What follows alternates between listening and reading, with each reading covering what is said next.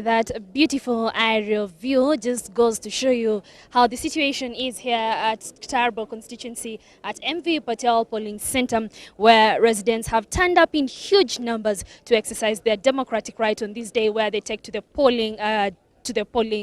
polling centers rather. Now on my right I can see about 4 columns which stretch all the way about a kilometer. All these people waiting, most of them are arrived here at the break of dawn. On my other side, that is the left, I can also count around 1, 2, 3, 4, and I think where I'm standing, so also 5 columns of people waiting. Also, it stretches all the way to about a kilometer. The day started being a bit chilly. The weather is seemingly changing and the sun is out bright and of course hitting these residents who have showed up in huge numbers. Let us just talk to them and understand how the situation is so far for them. Tuanze kwa majina yako tafadhali, ulifika saa ngapi? Naona jua limechomoza na umenyoa nywele kabisa kabisa. Umepigwa na jua ama bado unasubiri? Niko salama. Majina yangu ni Pastor Douglas Mutoa. Niko hapa Washingishu na tuko tayari kupiga kura. Laini hapa ni 8 lakini tumetulia. Lois, tuko wazima hapa. Tunaona kumetulia, amani hiko, ulinzi uko wa kutosha na tunamshukuru Mungu. Hata hii timu ya ABC inaendelea vizuri kwetu. Okay.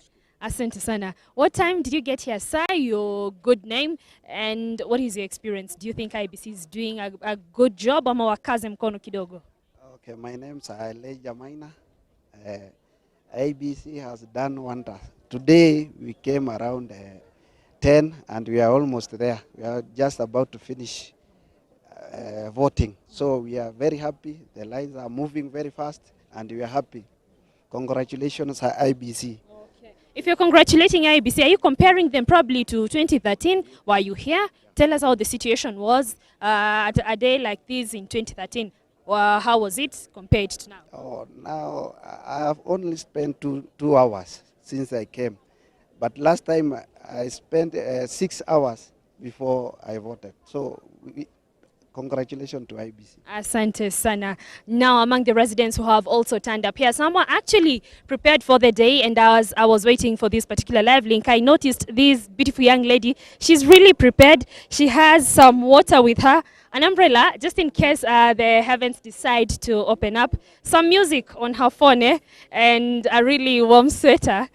Tell us your good name, and seemingly you're really prepared for today. Ulipanga jana haya yote? Yes, I did. I'm Diana Motari. I had to prepare for today. Then I had to dress for both weathers. And I had to be sure I'm comfortable in case it rains. I'm good in case it's the sun. I'm also covered. Yes. And is this your first time to vote, or is it your second, or even possibly your third day? Probably I'm underestimating. So tell us what your experience is. It's my second time, and I'd like to commend IBC because this time it's very organized. The lines are moving swiftly. It's good. This time it's better. Okay. Yes. And 2 people have just made 2 steps before you when you're talking to me. So please make your way here before they harass you after I leave.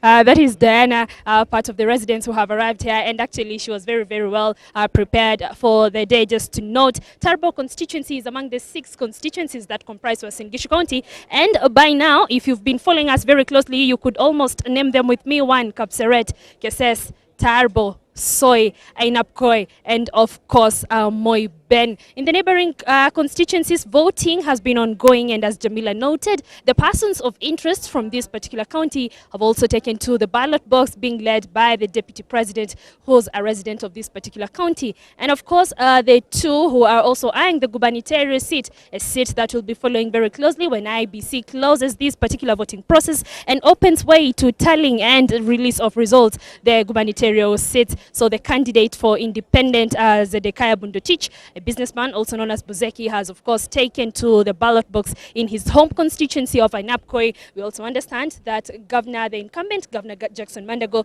who's seeking to be re-elected on a Jubilee ticket, is also making way to his home in Ziwa to also get to participate in the ballot box. So that is pretty much what is going on here, but we'll be sure to come back to you with more details.